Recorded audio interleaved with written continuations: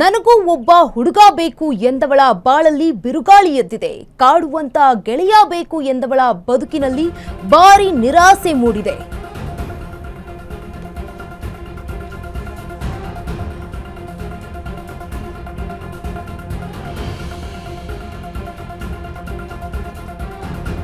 Sandalwood ನಟಿ ವೈವಾಹಿಕ ಬದುಕಿನಲ್ಲಿ ಇದೀಗ ಬಿರುಗಾಳಿ ಎದ್ದಿರುವಂತಹದ್ದು.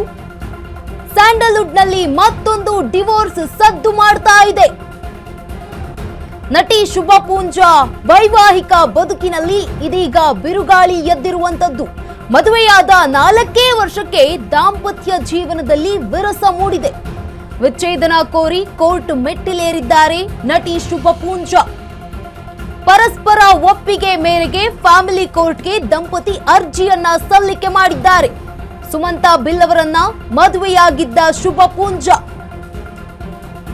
ಉಡುಪಿ ಮೂಲದ ಬಿಸಿನೆಸ್ ಮ್ಯಾನ್ ಆಗಿದ್ರು ಸುಮಂತ್. 2022ರ ಜನವರಿಯಲ್ಲಿ ಮದುವೆಯಾಗಿದ್ರು ನಟಿ ಶುಭ ಹಾಗೆ ಸುಮಂತ್. ವಿಚ್ಛೇದನಕ್ಕೆ ಕಾರಣವನ್ನ ಬಹಿರಂಗಪಡಿಸಿಲ್ಲ ಶುಭ ಹಾಗೆ ಸುಮಂತ್ ಇಬ್ರು ಕೂಡ. ಇಂದೇ ವಿಚಾರಣೆಗೆ ಹಾಜರಾಗಲಿದ್ದಾರೆ ದಂಪತಿಗಳು ಶುಭ ಹಾಗೆ ಸುಮಂತ್. ನನಗೂ ಒಬ್ಬ ಹುಡುಗ ಬೇಕು ಎಂದವಳ ಬಾಳಲ್ಲಿ ಇದೀಗ ಬಿರುಗಾಳಿ ಎದ್ದಿರುವಂತದ್ದು. ಕಾಡುವಂತ ಗೆಳೆಯ ಬೇಕು ಎಂದವಳ ಬದುಕಿನಲ್ಲಿ ಈಗ ಭಾರಿ ನಿರಾಸೆ ಮೂಡಿದೆ. ಸ್ಯಾಂಡಲ್ವುಡ್ ನಟಿ ವೈವಾಹಿಕ ಬದುಕಿನಲ್ಲಿ ಬಿರುಗಾಳಿ ಮೂಡಿರುವಂತದ್ದು. ಸ್ಯಾಂಡಲ್ವುಡ್ನಲ್ಲಿ ಮತ್ತೊಂದು ಡಿವೋರ್ಸ್ ಕೇಸ್ ಸದ್ದು ಮಾಡ್ತಾ ಇದೆ. ನಟಿ ಶುಭ ಪೂಂಜಾ ವೈವಾಹಿಕ ಬದುಕಿನಲ್ಲಿ ಬಿರುಗಾಳಿ ಮೂಡಿರುವಂತದ್ದು. ಮದುವೆಯಾದ 4 ವರ್ಷಕ್ಕೆ ದಾಂಪತ್ಯ ಜೀವನದಲ್ಲಿ ವಿರಸ ಮೂಡಿದೆ.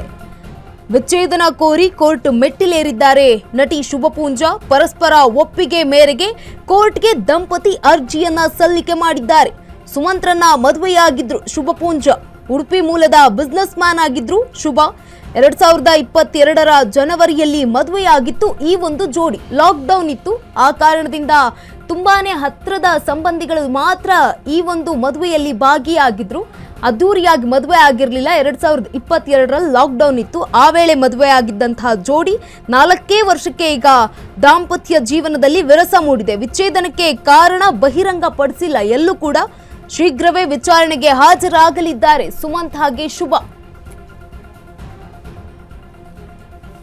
ನನಗೂ ಒಬ್ಬ ಹುಡುಗ ಬೇಕು ಅನ್ನುವಂತ ಹಾಡು ಎಲ್ಲೆಡೆ ಕೂಡ ಈಗಲೂ ಕೂಡ ತುಂಬಾನೇ ವೈರಲ್ ಆಗುತ್ತೆ. ಅದರಲ್ಲೂ ಕೂಡ ಹದಿಹರಿಯದ ಹುಡುಗಿಯರಿಗೆ ತುಂಬಾನೇ ಇಷ್ಟ.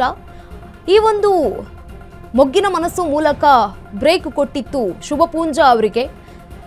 ವಿಪರ್ಯಾಸ ಹೇಗಿದೆ ನೋಡಿ. ಇವತ್ತು ವೈವಾಹಿಕ ಬದುಕಿನಲ್ಲಿ ಬಿರುಗಾಳಿ ಮೂಡಿರುವಂಥದ್ದು.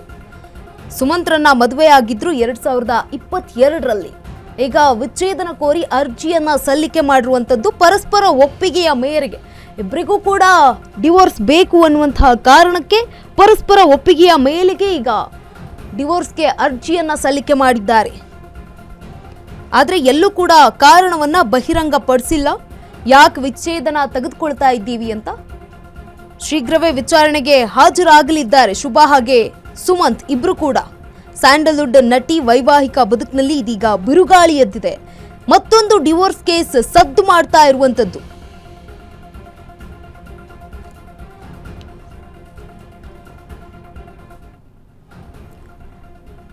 ಈ ಬಗ್ಗೆ ಹೆಚ್ಚಿನ ಮಾಹಿತಿಯನ್ನ ನೀಡಲಿದ್ದಾರೆ ನಮ್ಮ ಪ್ರತಿನಿಧಿ ಅರುಣ್ ಕುಮಾರ್ ನೇರ ಸಂಪರ್ಕದಲ್ಲಿ. ಅರುಣ್, ಈಗಾಗಲೇ ನಟಿ ಶುಭ ಪೂಂಜಾ ಹಾಗೆ ಸುಮಂತ್ ಇಬ್ರು ಕೂಡ ವಿಚ್ಛೇದನ ಕೋರಿ ಅರ್ಜಿಯನ್ನ ಸಲ್ಲಿಕೆ ಮಾಡಿದ್ದಾರೆ. ಏನ್ ರೀಸನ್ ಇದೆ?